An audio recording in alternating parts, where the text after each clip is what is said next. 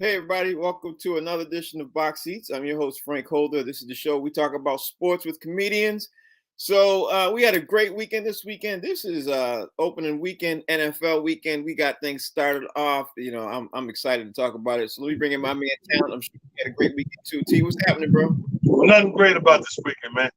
My boys let me down. The Jets, the Green. I'm about to sign a petition, get Flacco out of here. Let's go right to the third string. The third string ain't that bad. I'm good though, Frank. What up? No, man. How you doing? It looks like you had a good weekend. My man Fig in the building too. Fig, how you doing? Man, I'm feeling lovely, man. My team pulled it out, and I'm feeling real good about it. Okay. All right. My man Mike Sean's in the building too. Mike, how's your weekend? How you doing? Well, my team also pulled it out. First of all, maybe we should stop with the pulling it out. But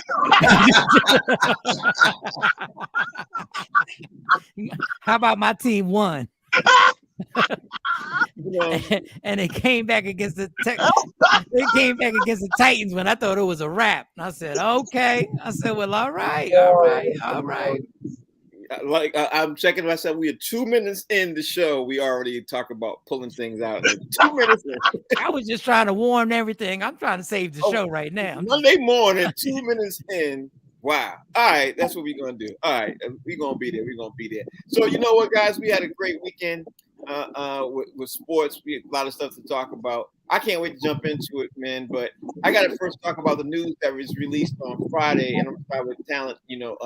Found out on Friday that Lamar Jackson turned down a 6-year, $290 million contract with $160 million to $180 million of it guaranteed. And when he was asked about waiting out the whole season, he said, "You know what? We'll see. We'll see." You know what I mean? Like, he wasn't saying one way or another. He didn't say yeah or nay. He said, "We'll see." But word also came out Friday night or Saturday morning that he wants a Deshaun Watson contract. He ain't settling for nothing less. And Deshaun Watson and his agent might have ruined the market for all the rest of the QBs. So, T, I'm gonna start out with you. Tell me what you think about this situation jumping off with Lamar Jackson starting out the NFL week on this kind of note. Ironically, while the countdown was going on, I'm over here playing music, and I happen to be playing Rockwell. Somebody's watching me.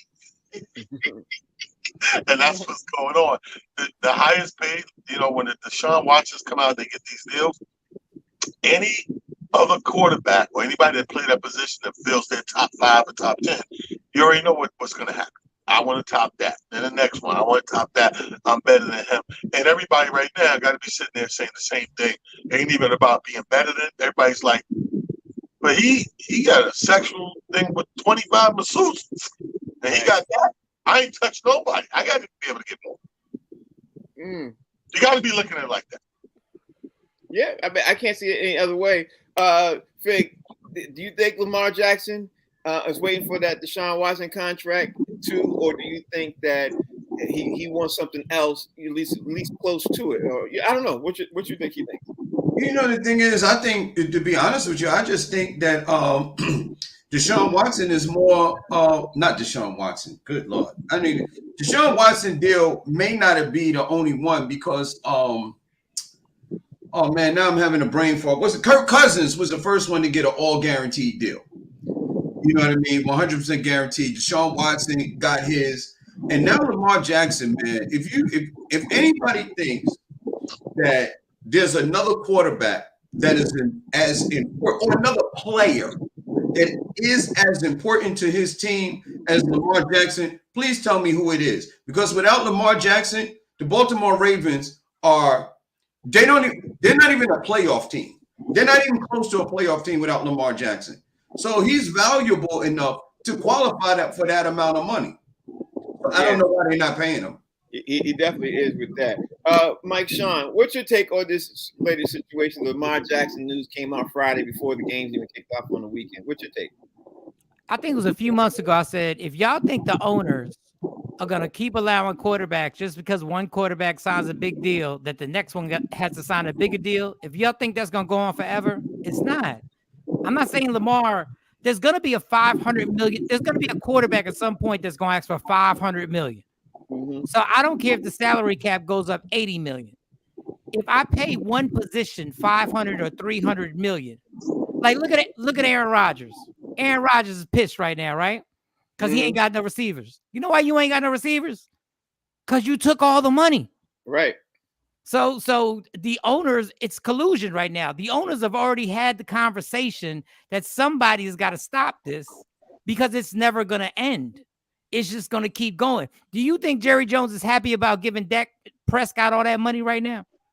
Right, especially today, especially this morning. You know right now. Now, I'm not saying Lamar don't deserve it. He deserves it. He's an MVP. But I believe that unless he goes to the AFC Championship game, they're going to franchise him next year. Yeah, I think that's definitely a situation we could talk about. And I want to jump back into that situation in a second. But because it's NFL weekend, we got to first talk about, since we're also talking about Lamar Jackson, the Ravens ended up beating the Jets yesterday. And Lamar Jackson showed his value to the team really, really quickly. And like Fig said, if you take Lamar Jackson out of that situation, it's a completely different team. But Lamar Jackson proved and showed what's going on. But is it more so, T? Is it more so that the Jets look that bad, or did the Ravens look that good? Because I know you saw the Jets game, the Ravens game. I didn't see the game. So what's your take on this? Well, you can't say it's. I hate discrediting people when they do good. The guy is good, right? He just did very good. Problem with, if I'm looking at it from my side of the ball, was our defense did everything it's cracked up to be. We got new people in there that are awesome. Problem with the defense is the game is not designed for the defense to stay in the field that long. Your offense has to produce some sort of thing that uses up enough clock that they get rest in between. So the first half, you look at the score, it's 10-3. And, he only got one touchdown out of the whole half. So the defense is holding up. He wasn't, that great. We got a pick and all that, because he was not undefeated, but he had 0 picks in all his starts since he's been playing. So that was the first pick. We gave it to him from the defense. But as you got late in the game, third and fourth quarter, he started to come into his own and make things happen. You know what I mean? Like we said, he's definitely, without a doubt, the most valuable piece to that team. You know what I mean? So you got to give him the credit where the credit is due. So I don't think it was a point of a team being that bad, even though that's a whole other story with Flacco. Flacco, that's why they call him Joe Cool, because he just never shows the urgency. You know what I mean? So hats off. The boy did his thing. He's worth the money. But like Mike said, the problem is it's going to keep escalating. At what point do you say, come on? Yeah. At what point can I pay you and not disrespect you? Yeah, Fig, I guess I want to ask you about the Jets, and I'm going to ask Mike about the Ravens. I don't know if you saw the game or not. I don't know if you saw the highlights or not and everything else. But how the Jets looking to you coming into this new season, first game? Is the Jets that good or that bad, and the Ravens that good? Or, who shot themselves in the foot? What's your assessment? The thing is that it's kind of funny. Without Lamar Jackson, maybe the Jets beat the Ravens. Mm-hmm. You know what I mean? It's as simple as that. Like, the Jets are not a bad team. It's just that the Ravens just were better yesterday.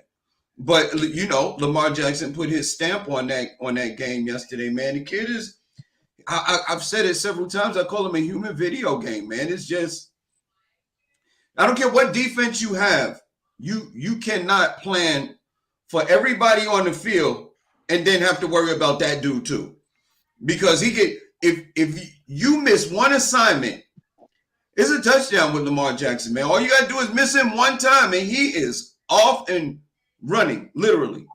And I hate this narrative that the owners are going to push back, because when it comes to the owners making money, they never say, "Oh, well, I got too much money."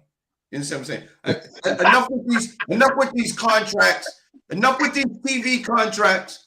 Enough with us raising the price on what advertisers have to pay to be able to advertise on our channel or the Super Bowl or whatever. Something like, forget that money. We're not even going to talk about that. We don't want that money.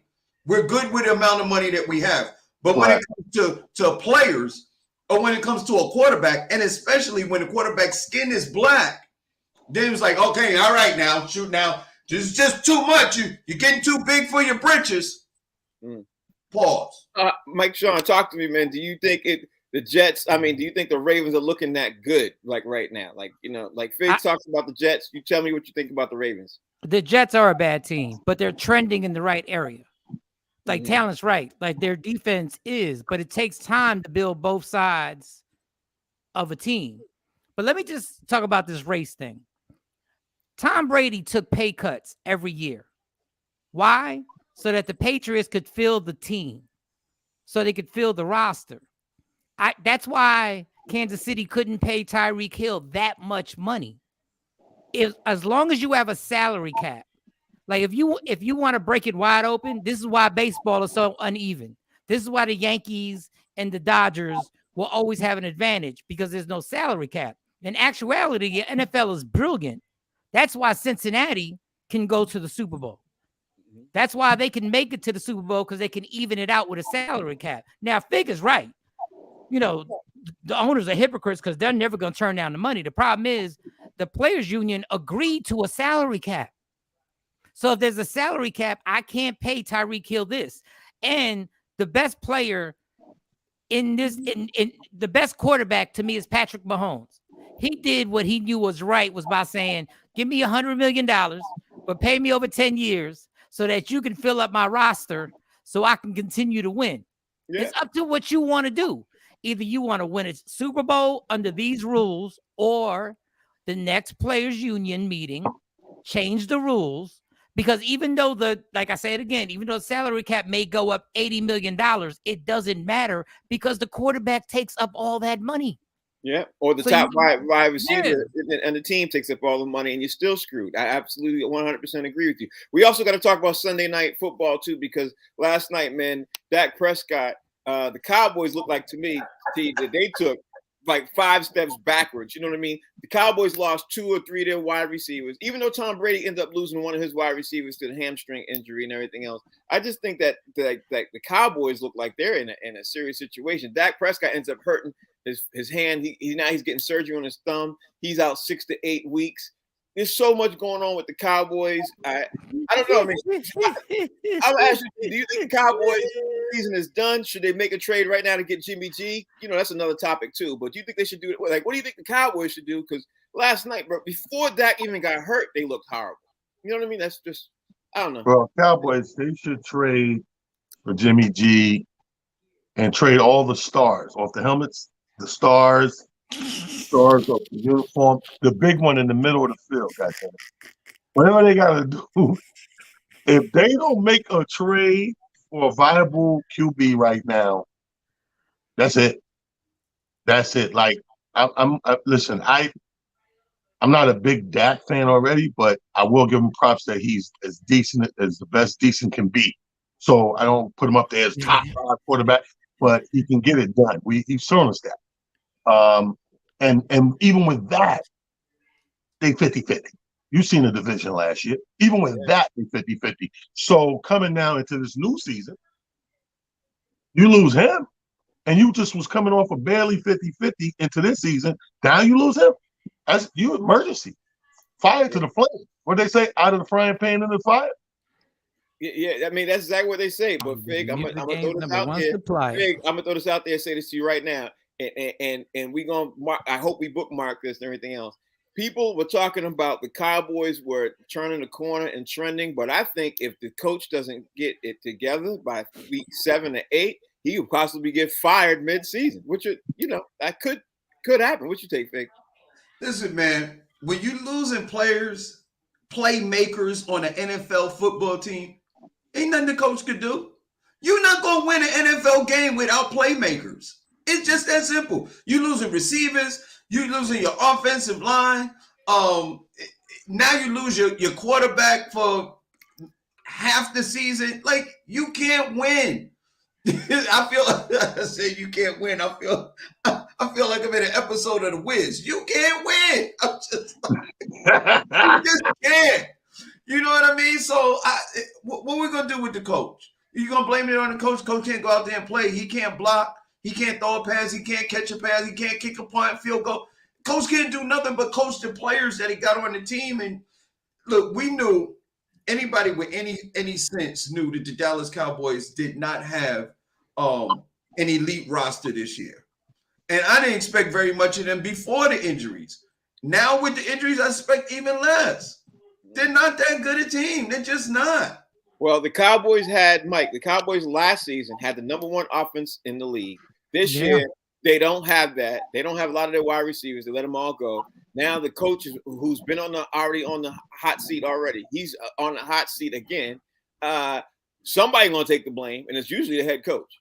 Somebody's going to take the blame. And if Dak doesn't do it, I don't know. First of all, what would you do? What do you think your thoughts are right now about the Cowboys losing to the Bucs? What's your overall thoughts? You was in Dallas for a long time. I'm sure this morning they're screaming, somebody's head. Yeah, but I mean, when your owner is weekend at Bernie's because he's Al Davis right now. He's turned into Al Davis. Now, let me tell you about coaching. This is what Mike McCarthy could have done. He doesn't call the offensive plays the defensive plays. Ezekiel Elliott averaged over 5 yards a carry, and they only gave him the ball 10 times. Yeah. This is when your backup quarterback comes. Now, he's averaging 5 yards a carry. Yeah. And you decide you're not going to give him the ball. Mike McCarthy doesn't call the plays, but he can tell the offensive coordinator, give him the damn ball. Dak is out. Give him the ball. That's his bet. That's our best chance to win.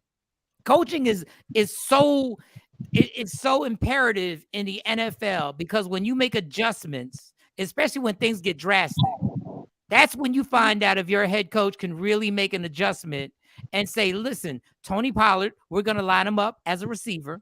We're going to put Ezekiel Elliott right there in the backfield, and we're going to throw some screen plays to Tony Pollard, and we're going to make sure Ezekiel gets the ball because he knows how to pick up a blitz.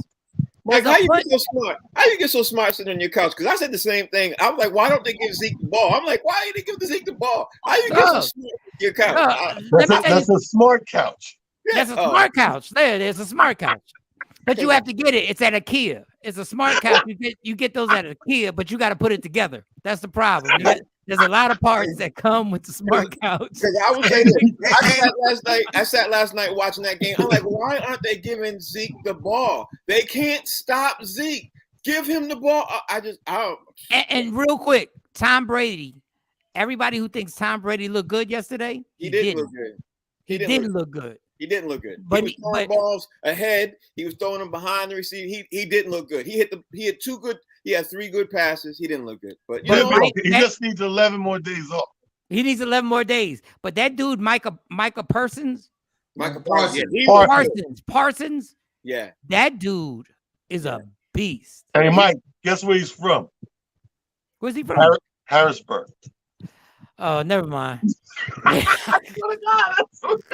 All right, y'all watching the show called Box Seats. We're talking about the NFL opening weekend, and we having a great time talking about NFL opening weekend. We even have inside jokes. I got to give shout outs to the ladies and the gentlemen who are watching the show because we got some consistent people here all the time. And I love the fact that Renee's in here all the time. Got to shout out my man Anthony Price. I got to shout out Trina. I got to shout out a couple other people. Let's see, Alfreda. Thank you all for watching, and of course I'm sure there's more people. It's blocked Frank, real quick, because I don't want to keep it an inside joke. The reason why we keep bringing up Harrisburg is because I bombed thoroughly at Harrisburg.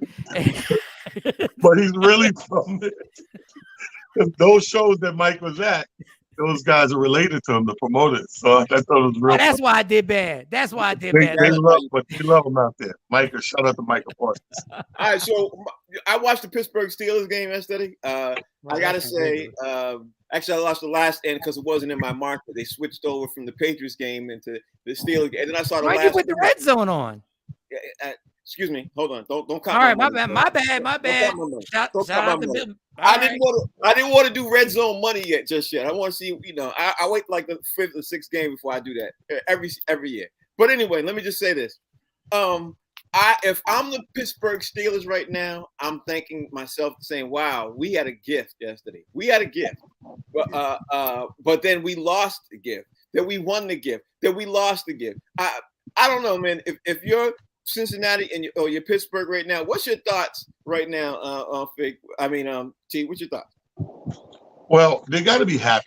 If you're Pittsburgh right now, you got to be happy that you came out the gate with this enthusiasm with a new quarterback. So they got to be sitting high and happy right now. Now, flip mode of that, if you Cincinnati, you got to be a little pissed off. You got to be like, yo, we were supposed to do X, Y, Z. We came in here in a battle. We battling, and we shouldn't have been battling. But y'all should have won. Y'all had the game. Yeah, exactly. So, but they shouldn't even been in a battle frame. You know what I mean? That was a battle. Like, so if I'm Cincinnati, I'm like, let's look at this whole damn game over. Cause see how the hell are we in a battle? And if you Pittsburgh, you gotta be feeling like you feeling 88 Pittsburgh right now because you came in there and crushed. Right. You crushed. Yeah. I kept looking up at that score like, damn. I look at my ticket and look at the score like, didn't see that one coming. Yeah. You don't see it coming because Fig, the Bengals literally a couple of months ago, literally 6 months ago, they were in the Super Bowl. And now Pittsburgh ends up, they drafting, they get a new QB, they doing all kinds of different things and moving. Listen, they move all kinds of stuff around and they still made it a competitive game, ended up winning the game. They had a gift. What you think?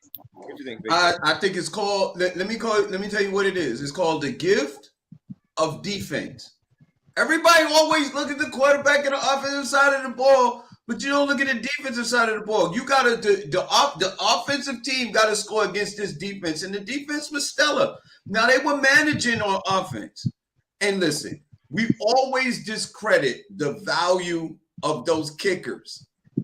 Kickers are valuable because they're gonna make the difference whether you can win a game or you lose a game. A lot of times it comes down to the fourth quarter, the last few minutes. And guess who is on the hot seat every time?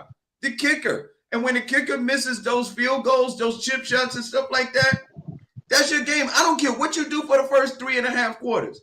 If you don't have a decent kicker that can kick that ball through those uprights, your chances of winning are slim to none in the NFL. A lot of games come down to that last 3 points. Yep. And Mike, there's one thing that we didn't mention. The Steelers end up losing T.J. Watt, and obviously he had a pec issue. He might be gone for the season. If you're a Steelers fan right now, how are you feeling? Even though you won that game, how are you feeling? Because when he came out the game, it did change everything for that side of the ball. Hell, it even changed everything for the front side of the ball. What you think? First, let's talk about Jamal Chase and how when Higgins went out, Joe Burrows had one receiver to throw to, and the Steelers couldn't stop him. That is a nice dude.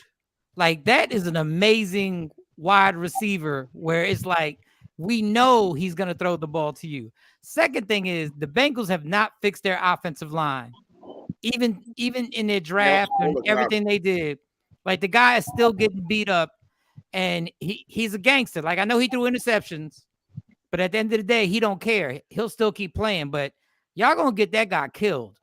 Like, y'all going to get him killed. Like, I don't know what to do. It's not like the NBA where there's like a trade deadline where you could trade for another offensive lineman. But if I'm him, you know how the quarterbacks normally give their offensive linemen like Rolexes. I wouldn't give them I wouldn't give them nothing. I wouldn't give them a damn thing for Christmas. I'm like, until y'all start blocking. I mean, he was running for his life and he still had a chance to win the game. I think the Bengals will be fine. I think the Steelers should be happy. I still don't think that the Steelers, for some reason, I don't think the Steelers are going to make the playoffs this year, and I want them to because I'm a Tomlinson fan, but I don't think they are because I think they got super lucky yesterday with the kicker. And Fig is right. The kicker is so overlooked. It's like that one girl who always looks out for you, but she don't look that good, so you don't really pay her no attention. But then when you go to jail, you call her first. Like that. Oh man, that's too personal, Mike. How you did? You ain't called me in weeks, Tamika. I'm in jail. Please. Please send me $5. Put something on my please get me out of here. I'm not built for that. Let me get me out. You know what, too? I want to throw this out there, too, about the Bengals real fast. I want those because I want to move on, too. The Bengals literally should have won that game earlier. When Lamar Chase caught that ball and they didn't call and that was a touchdown. That was a touchdown. That was game. That was a touchdown. That was game. Hey, Frank, I just want to ask you this. You know, I keep coming back to this, man. Can somebody explain to me why we take the Bengals quarterback? He throws 5 interceptions. He throws interception after interception, and we give him a break. But when we talk about Jameis Winston, all they can talk about is his interceptions. Like, Has what are we talking about? Has he been to the Super Bowl? Who? Jameis Winston. Has he been to the Super Bowl? Oh, so last year is the reason why we excuse. Oh, okay, I got it. We're not going there. We're not going there right now. I'll wait. Not right now. We're gonna come to James Winston in a second. T. The Giants won yesterday. The Giants won. The Giants won. Like somebody get it. You're on mute. G. Somebody ends up saying the Giants won. And the crazy thing about it is, I'm gonna say this is that I don't think anybody picked the Giants to win yesterday. I don't think not one person, except the only people who believed in the Giants was the Giants. And you got to give all the credit in the world to Brian Daboll. Like I love Brian Daboll as a coach. I loved him anyway since he was at the Patriots. I loved him even more when he went to the Bills. He's getting ready to make his mark with the Giants, whether they get to the playoffs or not. I think it started out with that win. How huge is that win yesterday for the Giants, Steve? Bro, first of all, congratulations to Big Blue because they deserve every bit of that victory, man. That was the most exciting fourth quarter, man. That's how it's supposed to be played. That's the urgency I was looking for across the street with the Jets. It's like, you're in the fourth quarter. This game is still winnable. You know what I mean? They had to come down. They tried 3 times consecutively to get into that end zone to tie the game for the time ran out. And they finally get in there. And you know what was gangster? The 2-point conversion, bro. What? Yeah. That was so gangster. The energy between player and coach as the defense was shifting off to the offense, and they stayed on the field. And when they made that, Frank, and then they coming down, and to Fig's credit again, kickers are important. Everybody was holding their clothes up about to leave, like, well, we did our thing, you know, we got it as close as we could. And that joint went, wah, make game. And what makes it the biggest thing is we on the road. We are in Tennessee on that first game. Now, if that was home, people at home cooking, whatever. No, they deserve everything that happened that game. I was so happy to go to the bar with 2 Giant fans to sit and wait for the Cowboy fans to come in. It was a beautiful night. I ain't gonna lie. It was a beautiful night. Are you back to being a Giants fan? Because the Giants won on the road. They won against an AFC rival, an AFC powerhouse, and they went in there. And when I tell you, I saw a couple of clips when they smacked Derrick Henry, like the clip when Derrick Henry was coming through the middle, and then he got smacked to the side. I never thought I would see that. I was like, wow. But man, you know me, man. I'm a little upset with the Giants front office and stuff like that, the way they handling this lawsuit. But I'm happy for the team. I was a longtime Giants fan and stuff like that, but it's just something in my conscience won't let me ride with them. So I'm riding with the Steelers this year. And it's not because of the team, it's because of the front office. But it's good to see Saquon Barkley healthy again.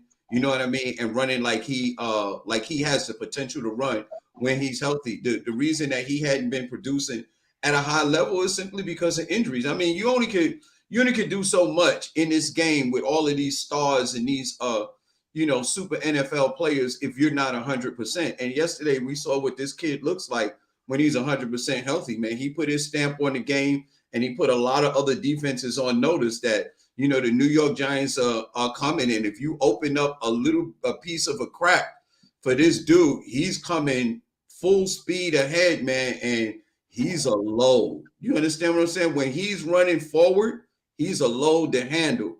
And that's not the dude that you want to meet in the hole. You understand? Pause. Pull this one out. Pull it out. That's not the dude you want to meet when he's coming through the hole. That is not your ideal defensive stop right there, Saquon Barkley. So kudos to the Giants, man. They got one, man, and it was a tough one, and they pulled it out. Saquon Barkley looked like the real deal, Mike. He looked like he is literally going to be in discussion for one of the best running backs in the league, like he was before he got massively injured. Looked like he's got that. I think their only problem might be Daniel Jones, because he did make a huge couple of mistakes. But if he gets on board, the Giants might be able to do something this year. What you think, Mike? All right, first thing, let me break down Fig's thing. He said when he sees a crack, he's a load. That should have been a pause right there, right?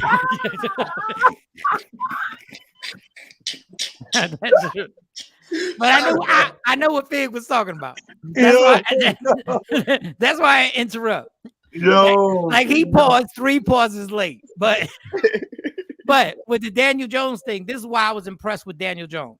He did screw up. He never panicked. He kept his confidence. And he did make passes. He did make some big passes that he had to make. Shout out to Sterling Shepard and them. Now, it's just one game. It's just one game. I'm not going to get gas. It's just one game. But it's impressive, like Talent said, when they went for that 2-point conversion, your coach was basically telling you, like, we are so gangster that we don't give a damn about being in Tennessee right now. And we're going to make that happen. And when it works, if you saw them in the locker room dancing, when it works, all of a sudden confidence goes super sky high. Yeah. I'm not saying they win in 11 games, 12 games. I'm just saying there's going to be an improvement this year. And I think it's Saquon Barkley, the way Fig said, when you run for 162 yards, he was on his Penn State type of way of running, which means the offensive line is finally doing their part, because everybody was mad at Saquon. But dude, when you give me the ball and I got to make a cut immediately because somebody's already there, like, it's damn near impossible to make something happen. So it's just one game. I still, I'm happy. One game. I think it could be a year where we could sneak into the playoffs. And whenever the Giants sneak into the playoffs, whenever we just crawl into the playoffs, that's when we're the most dangerous. Don't let us be the number 1 seed, because we're not going to win a Super Bowl. But let us just be like a wild card team. And that's when all of a sudden we go on a Super Bowl run. But we'll see. Like I said, belief and having your team around you, that means a whole lot. I gotta throw this out there, T, because at the end of the day, the Bears ended up beating the 49ers yesterday in Chicago. The thing that I was like, you know what, Trey Lance, I thought he was gonna take some heat already, but the amount of heat this boy is taking already, people are sitting there already calling for Jimmy G. I was like, wow, this brother can't get a chance already. So what's your take on the Bears literally beating the 49ers in Chicago? Well, first of all, it seems like a setup. Yep. It seems like a setup, like they kind of knew, kind of, sort of, but let's see. And then we justified to do whatever the hell we do after that. So that's what it looked like, because he was already catching flack, man. He was already like, should he be the starter? Let him play behind Jimmy G. You're going to let Jimmy G go? You're going to keep him? Oh, we extended this whole saga. And for him to get out there, it's almost like somebody said, you know what? Let him start a game or two.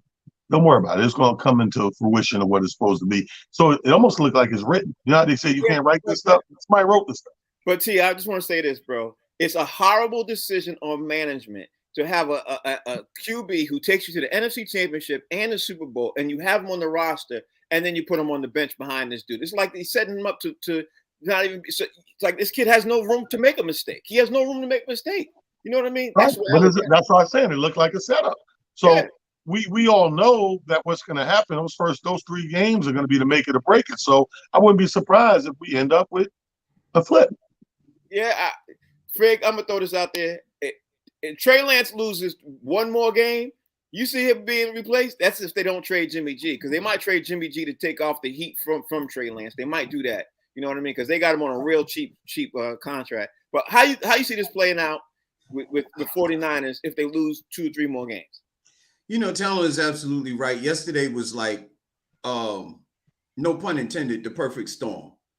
You put a kid out there who hasn't played in 2-3 years. He hadn't played in competitive sports. And never in bad weather. He never played once in bad weather. Right, and that's my second point. And then he's used to playing in a dome. Right. You know what I mean? And he has to play in bad weather, something he's never did before. And it's his first real NFL, game experience. And you expect him to do well like I said, it was a perfect storm for him to do nothing but fail. And I'm not sure with a quarterback sitting behind him like Jimmy G, who has had so much success already. It's almost like you setting this kid up to fail. Talon said, you can't write this. It's almost like a horrible script, man, for this kid to fall flat on his face. And unfortunately, He doesn't have the complexion to get another opportunity. Looks very corporate to me. Take. Mike Sean. Yeah, Mike Sean, you've been saying this. You said it before all of us said it, that Jimmy G behind this dude is going to be a horrible situation for Trey Lance. You called it, I don't know, months ago. We were talking about the situation.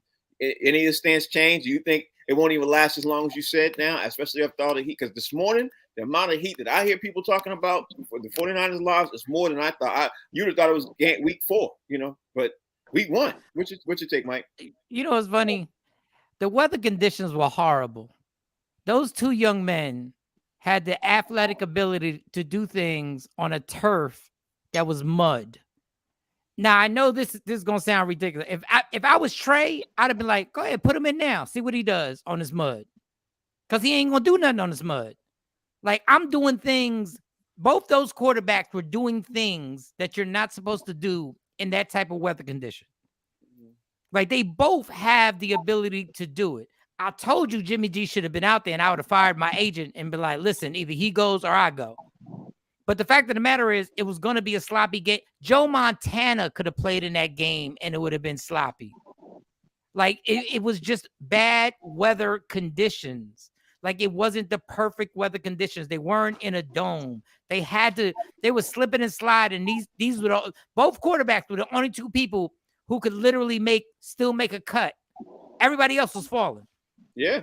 So my thing is, he's going to struggle. Both of those quarterbacks are going to struggle.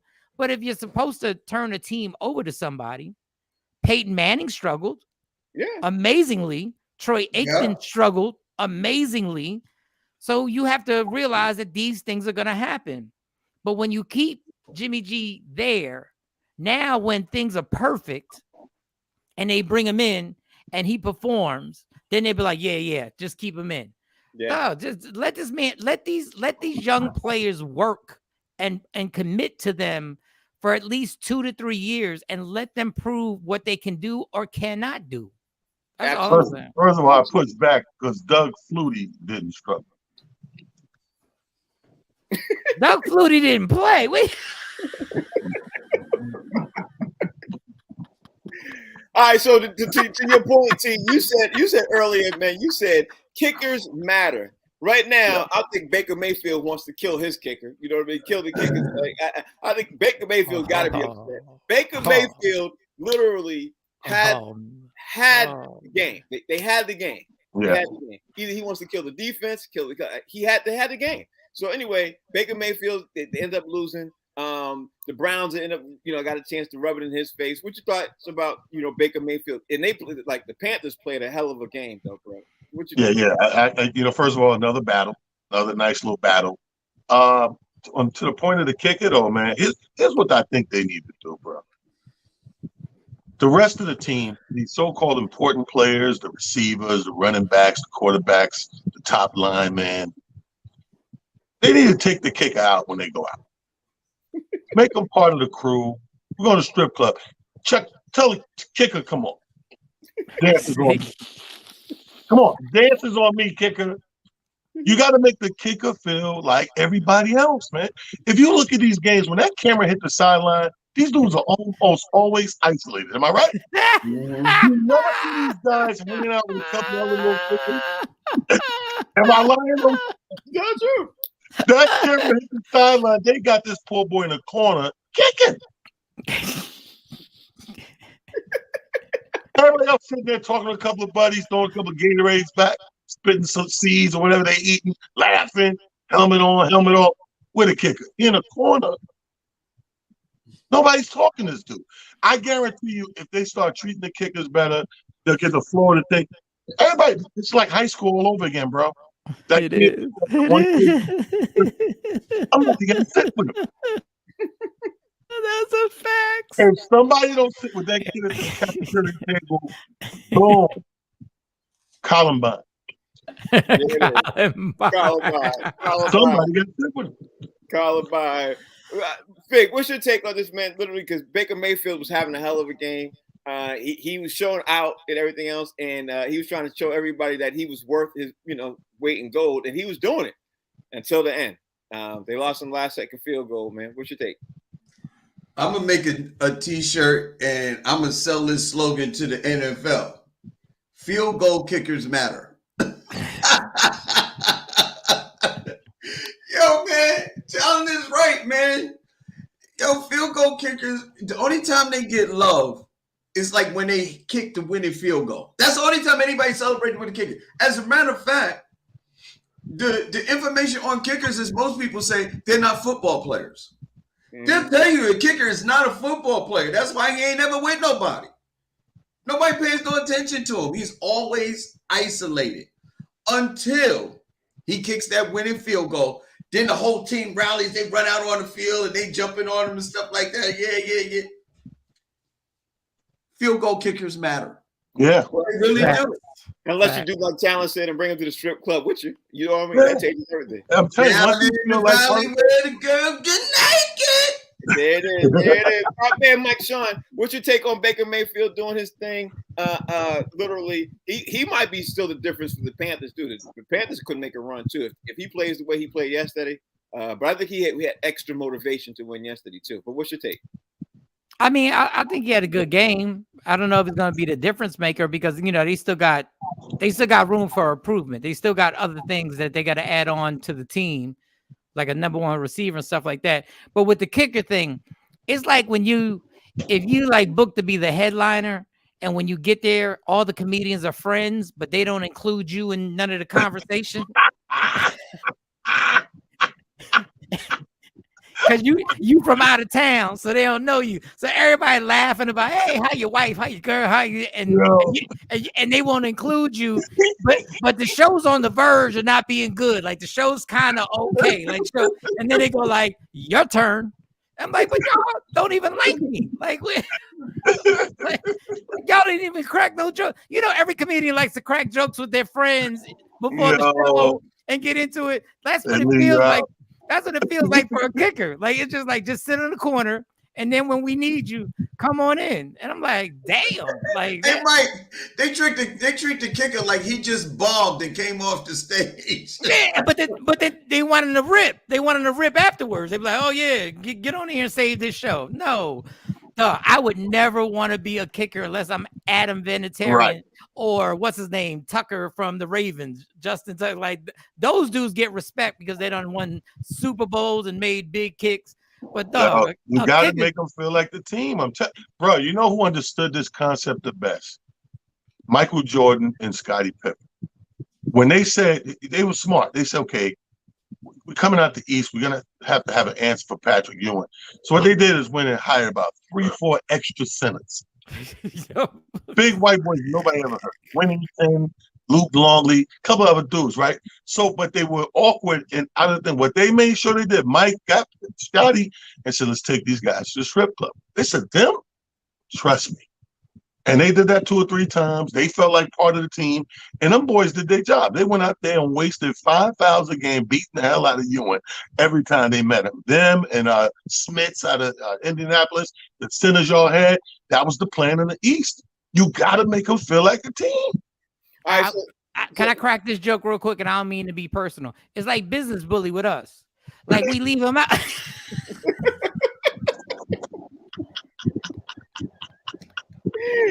Wow. I'm playing. I got nothing left.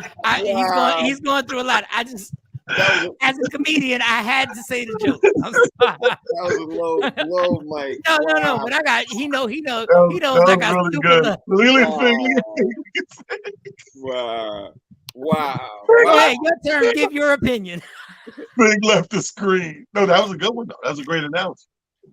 All right, let's keep going, man. I was just kidding. I asked you guys a homework question. I'm gonna keep moving on real fast from that one. All right, I'm gonna start with you, T. And since the time is moving quickly, let's see if we get past this real fast. All right. Your 5 most disappointing losses of your favorite teams in any sport that you had. Now not the biggest 5. Disappointing losses overall that we all know about. Right. Of your team. Like, first of all, tell us who your teams are, and then give us the 5 disappointing losses that you had amongst your teams. All right. Well, my breakdown, I'm a New Yorker, so they all like pretty much New York teams. So you got the Knicks, You got the Nats, you got the Yankees, you got the Mets, you got the Rangers, Devils. I get down like that. Now, would it surprise you that 3 of these 5 are the Knicks? No, it wouldn't. No, it wouldn't. First of all, I gotta have the Knicks lost the big Charles Smith debacle. That's forever gonna haunt and be in the Knick memory banks forever. Another Knick. Matter of fact, one was the Yankees, of course. Frank, you know my pain. Yeah. The comeback, the curse of the Bambino gets lift on our back. So I hated that series right there with Boston. Again, the Knicks, the finals with Houston, and we just knew we can get that game 7. I really believe every Knicks fan in heart of hearts knew that, and that would be the game that Starks would go the coldest and just shoot when you say shoot the lights out in reverse, straight bizarro. Number 4, my Knicks. The time is Spurs. Again, we get to the finals and we lose our key piece. Ewing gets injured. We got 2 shooting guards and going up against the Twin Towers. No way we could win that. So Popovich and them kicked our ass. And last but not least would be in boxing. I was a huge Marvin Hagler fan.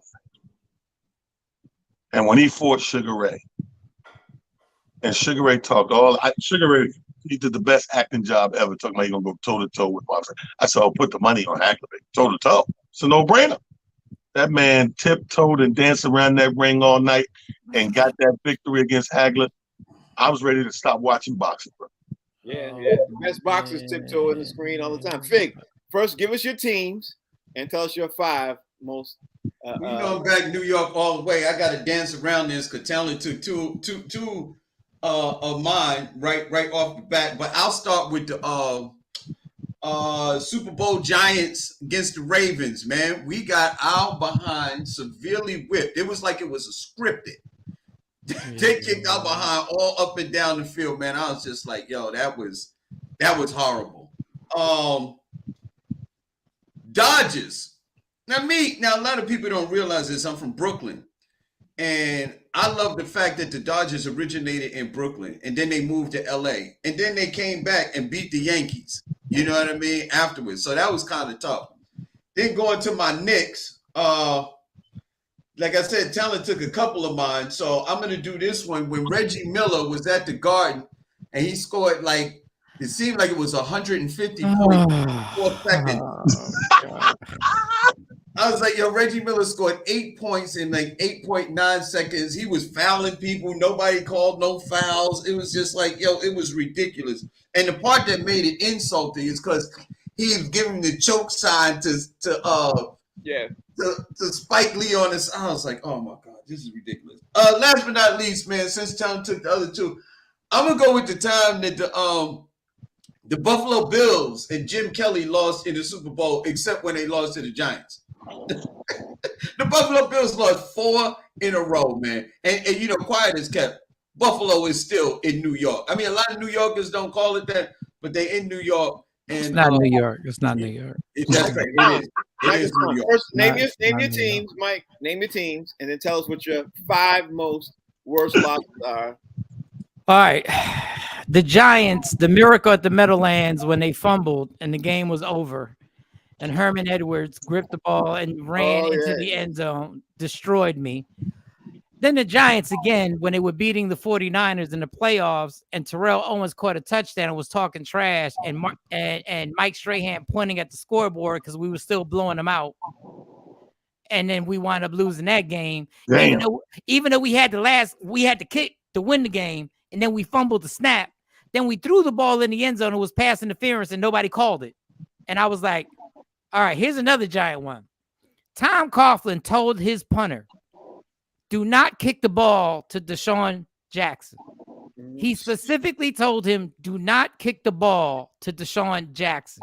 Yeah. He kicked the ball to Deshaun Jackson. Deshaun Jackson had the nerve to fumble the ball, then pick it up and run it back for a touchdown. Another one that hurt my feelings. I'm a New York Met fan. The only time I ever rooted for the Yankees was after 9/11. And they were playing the Arizona Diamondbacks. Right. And they had them super home runs in Yankee Stadium, and I was a super Yankee, and then they lost to the Diamondbacks. Now, the one that hurt my feelings the most. Okay, I want to make it clear that I'm Puerto Rican. Felix Trinidad fought Bernard Hopkins in Madison Square Garden and got that ass beat. And that hurt my feelings for real. Because they were supposed to fight Puerto Rican Day Parade, but 9/11 happened and everything got pushed back and everything like that. And Bernard Hopkins started chanting USA, USA, like Puerto Rico ain't a Commonwealth. Like he was really Bernard Hopkins was yelling USA like he fought a Ukrainian. Wait a minute, man. Was you guys official then? Yes, we've been official. Since the 50s, bro, right? Since the 50s. Yeah, since the 50s, we've been a Commonwealth. Just checking your paperwork. But the one, and I'm gonna review the one that talents. No. I'm not gonna review the one. I've never felt so bad for a player in my life.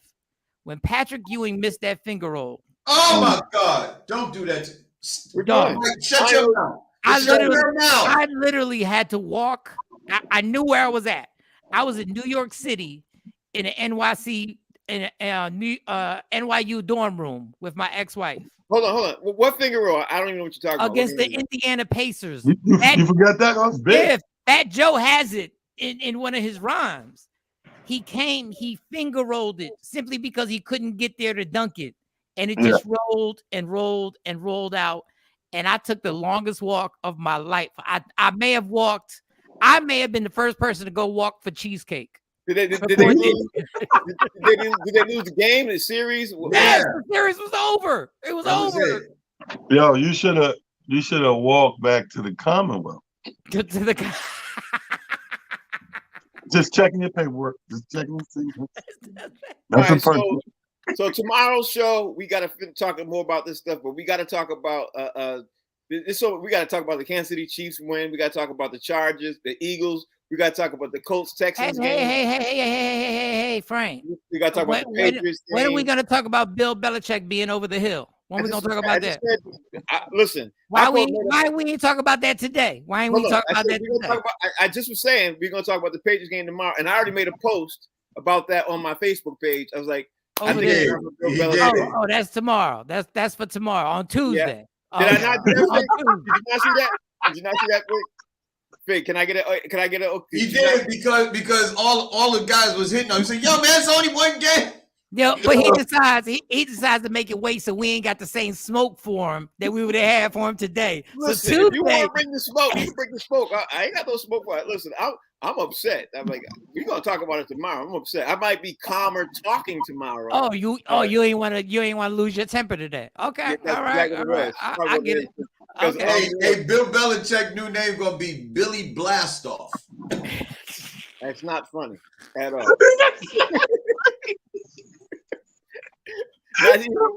Not even when the last time you heard that? When the last time you heard somebody go, "That's not funny"?